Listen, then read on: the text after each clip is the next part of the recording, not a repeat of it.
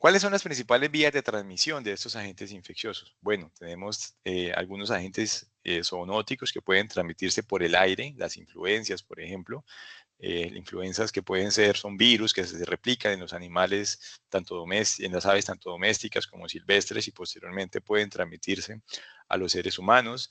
Tenemos zoonosis que se transmiten por superficies contaminadas, las sarnas, básicamente alguna cobija, algún objeto contaminado con estos ácaros, posteriormente entran en contacto con el niño, con la persona, puede ser una fuente de infección. Tenemos zoonosis transmitidas por alimento, la llamada foodborne disease, todo lo que es la toxoplasmosis, la brucelosis, la salmonelosis son enfermedades transmitidas por alimentos. Tenemos las zoonosis transmitidas por picaduras. Acá básicamente nos vamos a concentrar en el accidente rábico. Las zoonosis transmitidas por contacto directo con esos animales, como por lo menos el antras, también la rabia, podríamos considerarla en este caso, y la zoonosis de transmisión vectorial, todo lo que es transmitidos por mosquitos, ¿no? Actualmente tenemos los brotes de fiebre amarilla, que son zoonosis donde el virus está pasando de poblaciones de monos a los seres humanos. También tenemos, bueno, la leishmaniasis, en la cual la enfermedad pasa de un canino, ¿cierto?, a un animal por medio de los mosquitos. Tenemos la rickettsiosis, la babesiosis, la enfermedad de Chagas, que es tan importante, donde básicamente la enfermedad pasa de una zarigüeya a un armadillo al ser humano por medio de un vector, que es el llamado pito. Entonces, básicamente, esas son las diferentes formas de transmisión de la zoonosis. Vemos que son muy versátiles, se pueden transmitir de diferente forma, por eso es tan frecuente, por eso es tan probable que estas infecciones pues pasen de los animales a los seres humanos. En cuanto a las zoonosis transmitidas por contacto directo, pues bueno, tenemos entre las más representativas, tenemos la rabia, el antras, que es ocasionada por una bacteria, la influencia aviar, la tuberculosis, la leptospirosis. Básicamente estas 5 son las principales zoonosis transmitidas por contacto directo. Al ser zoonosis que se transmite por tener contacto con el animal, bien sea por su saliva, en su orina o con sus heces, pues es muy importante las medidas preventivas, ¿no? Entonces, en este caso, si es una zoonosis transmitida por contacto directo, pues las medidas preventivas no van a estar enfocadas en utilizar un toldillo o utilizar, qué sé yo, un repelente, ¿no? En este caso, pues las medidas preventivas van a estar en evitar el contacto con esos animales. En caso de que hubo algún contacto, pues bueno, un muy buen lavado de manos, desinfección. Si se está trabajando con esos animales, utilizar medidas protectivas para evitar el contacto directo de mucosas con estos animales, utilizar guantes, tapabocas, bueno, evitar entrar en contacto directo con sus secreciones, bien sea con sus heces o con su saliva. Y en este caso, pues también es muy importante la vacunación, ¿no? Si bien estos animales pues pueden transmitir esa enfermedad, por sus heces, por su orina, por su saliva. Vacunar estos animales ayuda a que de cierta manera pues ese patógeno en ellos se reduzca un poco y la probabilidad entonces de transmitirlo pues también se reduzca, ¿no? Básicamente estas son las enfermedades o las zoonosis más importantes transmitidas por contacto directo en nuestro medio. Vamos a hacer más adelante énfasis en algunas de ellas, básicamente la enfermedad rábica. Acá tenemos las enfermedades transmitidas por vectores. En Colombia, pues la más importante es la enfermedad de Chagas, la leishmaniasis, la rickettsiosis, la encefalitis equina venezolana y pues bueno, actualmente la fiebre amarilla. Como son enfermedades que se transmiten por estos insectos o por estos arácnidos que pueden picar a las personas, pues obviamente las medidas preventivas irán enfocadas en reducir el contacto de ese vector con la población humana, ¿no? Para eso entonces sí es válido todo el tema de las fumigaciones, las intervenciones químicas que se hagan en las viviendas, el uso de toldillos impregnados, el uso de repelentes como medida de protección personal y también el uso de ropa adecuada, ¿no? Cuando se va a campo, camisa manga larga, botas, inclusive pues algún tipo de elementos protectores para el cuello, para de cierta manera pues prevenir la picadura o la transmisión por medio de la picadura con estos vectores. Por último, tenemos las enfermedades transmitidas por alimentos. En Colombia, las zoonosis más importantes transmitidas por alimentos tenemos entre ellas la salmonelosis, la colibacilosis, la brucelosis, la cisticercosis y la toxoplasmosis. Controlar estas enfermedades realmente es un reto para las autoridades porque básicamente se trata de consumir y de vender, obviamente, alimentos de buena calidad. Y eso, obviamente, pues requiere una inspección. todo arranca por lo menos desde la producción inicial, con las buenas prácticas de producción ganadera, buenas prácticas de producción avícola, buenas prácticas de producción de especies menores. Todo eso desde allí arranca un buen producto alimenticio, ¿no? La producción de una buena carne, una buena leche y un buen huevo. Por eso es que es muy importante la inspección, ¿no? Entonces esto realmente es un trabajo bastante arduo que arranca desde el productor primario, pero también se articula mucho con la parte gubernamental. En el caso de los productos cárnicos, bueno, se necesitan unas plantas procesadoras de cárnicos, se necesitan unas buenas plantas de beneficio, donde allí puedan haber médicos veterinarios, tanto de la parte gubernamental, en este caso el INVIMA, vigilando que esas canales que se van a vender realmente estén en buena calidad, como también se necesitan médicos veterinarios propios de la planta que también ayuden a regular un poco los procesos, que ayuden a identificar otros problemas que probablemente el INVIMA no detecta. Luego este producto pues sale al mercado y también hay que continuar con esa inspección, ¿no? Aquí el INVIMA tiene que seguir haciendo, bueno, muestreos, tiene que estar haciendo vigilancia en esos expendios de carne, expendios de huevo, de leche, vigilando que esos productos finalmente pues lleguen lo más saludable posible al plato del consumidor, ¿no? Entonces, realmente esto es algo que se presenta con mucha frecuencia, la salmonelosis, la brucelosis, la toxoplasmosis, pero que es básicamente, llamémoslo así, cultura, ¿no? Eso es una tarea ardua que tenemos en la cual, vuelvo y les digo, todo arranca desde la educación, desde el productor primario y todo lo que tiene que ver con la cadena de transformación hasta que finalmente se llega al consumidor final. Te puede tener una muy buena producción primaria, transformación del producto, llega al consumidor final, pero inclusive si ese consumidor final no sabe cómo almacenar los productos, no sabe cómo procesarlos o cómo prepararlos, podría llegar a generarse una transmisión de estas enfermedades, ¿no? Entonces, básicamente, pues son problemas que hay que afrontar, que hay que capacitarnos y que, bueno, hay que empezar a trabajar en ello. ¿Cómo se clasifican estas zoonosis según su origen? Entonces podemos clasificarlas como urbanas o rurales. Básicamente, pues los reservorios en las zoonosis urbanas son básicamente perros, gatos, roedores, aves, de pronto algunas zarigüeyas que podemos encontrar por acá en las ciudades. Y las zoonosis rurales, pues básicamente los principales reservorios son quienes, pues los animales que están allí en la finca, ¿no? Algunas veces el ganado, otras veces fauna silvestre, pueden ser armadillos, algún tipo inclusive de cánidos, zorros, ¿cierto? Todo lo que podamos encontrar por allá a nivel de las fincas. ¿Cuáles son las principales zoonosis urbanas? Bueno, los principales ejemplos es la rabia, la leptospira, la toxoplasmosis, la histoplasmosis y de las rurales, ¿cierto? Las que podemos encontrar a nivel rural, bueno, tenemos fiebre amarilla, leishmaniasis, enfermedad de Chagas, brucelosis. Bien. Según su frecuencia, ¿cómo podemos clasificar esa enfermedad zoonótica que se presenta? Algunas de ellas son de naturaleza aguda, es decir, una vez el agente infeccioso ingresa al ser humano, pues genera el signo clínico de enfermedad, es bastante notorio, con fiebre, malestar, el signo clínico es muy rápido y evidente.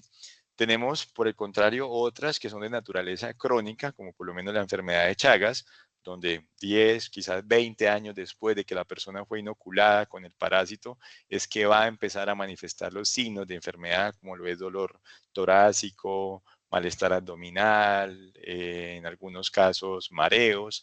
Entonces ya es una enfermedad de naturaleza crónica que obviamente pues ya dejó un daño a nivel del corazón y que bueno, la persona ya va a tener que vivir con secuelas de esta enfermedad por el resto de su vida.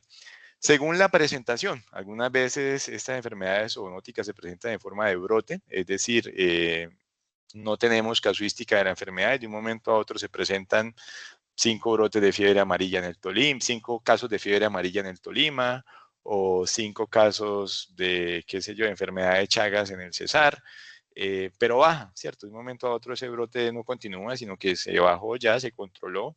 Eso es lo que se llama un brote, un aumento exagerado en el número de casos en un área y en un tiempo determinado. Otras veces estas enfermedades pueden convertirse en epidemias. Vimos que la fiebre amarilla inicialmente pues, fue un brote en ciertas áreas de acá de Colombia, pero hoy se considera ya una epidemia, pues porque ese brote, digámoslo así, que se fue distribuyendo a lo largo de diferentes departamentos. Entonces es como ese brote mantenido a lo largo del tiempo y avanzando cada vez más en diferentes áreas geográficas. Y otras enfermedades zoonóticas, pues bueno, pueden considerarse de forma pandémica, ¿no? Ya cuando esa enfermedad atraviesa los continentes, como el COVID, bueno, que pasó del continente asiático o europeo, luego del continente europeo al continente americano, ya se considera entonces una enfermedad de tipo pandémica. Bien. Viene la gran pregunta, ¿por qué se genera entonces la zoonosis? Son enfermedades que están allá en los animales y que pasan a los humanos o viceversa, ¿no? Que están en el humano y finalmente pasan a los animales. Básicamente son muchos los agentes infecciosos que tienen potencial zoonótico, que están en la fauna silvestre, pero que finalmente no llegan a los seres humanos porque en alguno de esos puntos se genera un bloqueo. Finalmente pueda que el reservorio no tenga el contacto suficiente con el ser humano. Si de repente es una enfermedad transmitida por vectores, bueno, es probable que esos vectores fueron controlados por otros insectos y no alcanzaron a ser lo suficientemente abundantes para infectar al ser humano. Quizás llegaron a la población humana, pero bueno, esa población humana de repente tenía algún gen que le confería resistencia a esa enfermedad, por ende no se presentó. Entonces yo lo veo así como estos candaditos de clave, ¿no? Finalmente tienen que alinearse un montón de cosas, básicamente tiene que alinearse el reservorio, tiene que alinearse el patógeno, tiene que alinearse el mecanismo de transmisión y finalmente tiene que alinearse la población susceptible. Todas esas cuatro cosas tienen que estar muy bien alineadas para que finalmente pueda darse el paso, ¿cierto? Directo de una enfermedad de los animales hasta los seres humanos. Vuelvo y les digo, realmente existen muchísimos microorganismos en la naturaleza que tienen potencial zoonótico, pero tan solo entre un 0,5 o un 1% son los que logran finalmente llegar a la población humana y llegan porque pues logran de cierta manera alinear todos esos componentes que tienen que alinear para que se pueda dar esa transmisión. En cuanto a las enfermedades zoonóticas, las podríamos clasificar también en lo que se conocen como enfermedades emergentes, que son las enfermedades que emergen por primera vez, que se originan por primera vez en la población humana, y reemergentes, ¿no? Enfermedades que de pronto ya estuvieron, pero que aún así pueden seguirse presentando. El caso de la fiebre amarilla, ¿no? Son enfermedades que de pronto ya dábamos por resueltas o al menos se controlaban, pero vuelven y generan problemas. Eso serían enfermedades reemergentes. Lo que más preocupa de pronto actualmente son estas enfermedades emergentes, las nuevas, para las cuales no tenemos una vacuna. Actualmente tenemos una epidemia de fiebre amarilla, pero pues por lo menos hay una vacuna ya validada que se ha venido trabajando, que funciona muy bien y eso permite controlar la enfermedad rápidamente, ¿no? Ya se tiene experiencia. El problema con estas emergentes es que muchas veces no sabemos ante qué nos estamos enfrentando, no hay vacunas, ni siquiera sabemos quién transmite esto, cómo se transmite, no sabemos cuáles son las poblaciones humanas más susceptibles. Entonces se convierte en un reto bastante fuerte para los organismos de salud y acá tenemos pues simplemente algunos ejemplos de esas enfermedades emergentes que en los últimos 30 años pues han sido muchísimas, ¿no? De pronto para algunos es conocido, bueno, los brotes que ocurrieron de encefalitis espongiforme bovina, o enfermedad de las vacas locas, bueno, y así otros virus como el SARS, el MERS, el H5N1, el H1N1 y actualmente puede ser COVID, que también se considera una enfermedad zoonótica. Y vemos cómo estas enfermedades que se generan como nuevas, ¿cierto? Generan mucho temor, generan realmente mucha alarma, mucha incertidumbre en la población. Pero lo cierto es que estas enfermedades se vienen presentando con mayor frecuencia, básicamente debido al contacto estrecho que tenemos con los animales. La población humana va aumentando significativamente, se necesita alimento. Y pues bueno, los animales son una de las principales fuentes de alimento para nosotros, por ende pues se amerita un mayor contacto con estas especies. También el tema de la expansión de la frontera agrícola, cada vez pues se talan más bosques, por ende se tiene más contacto con esta fauna silvestre y pues de ahí la posibilidad también de el paso de estas enfermedades.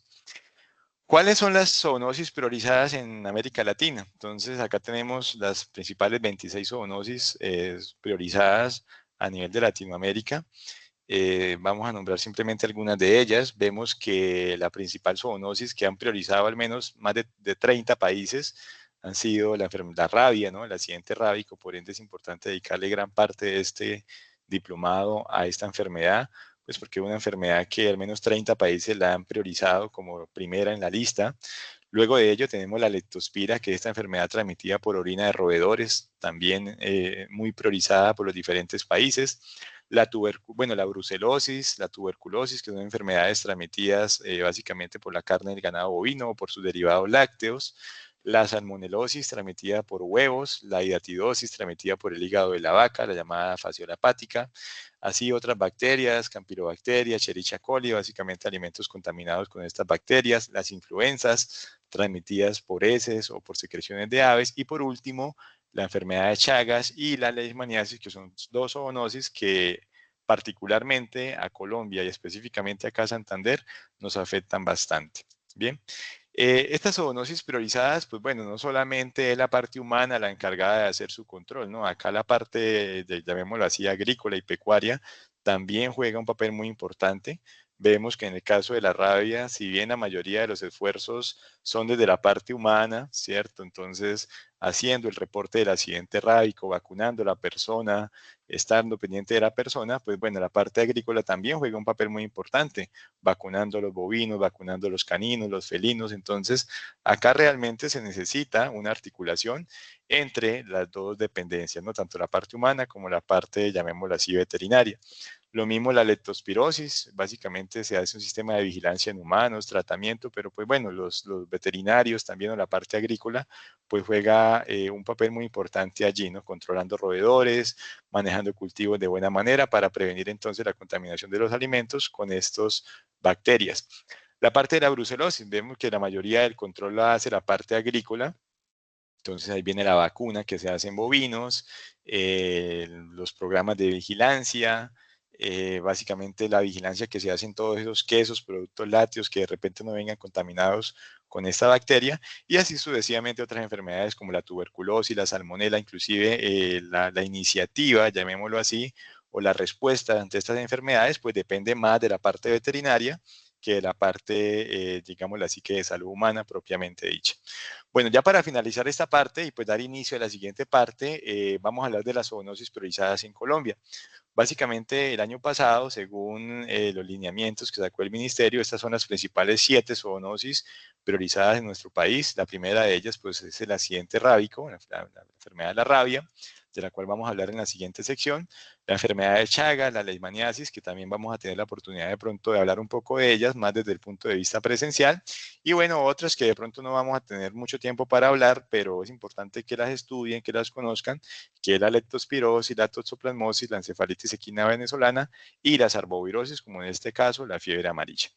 Bueno, muchísimas gracias. Espero que esta primera sección pues haya sido de su gran agrado, que haya servido mucho para mejorar sus conocimientos, y nos veremos en la siguiente sección para tratar el tema del accidente rábico.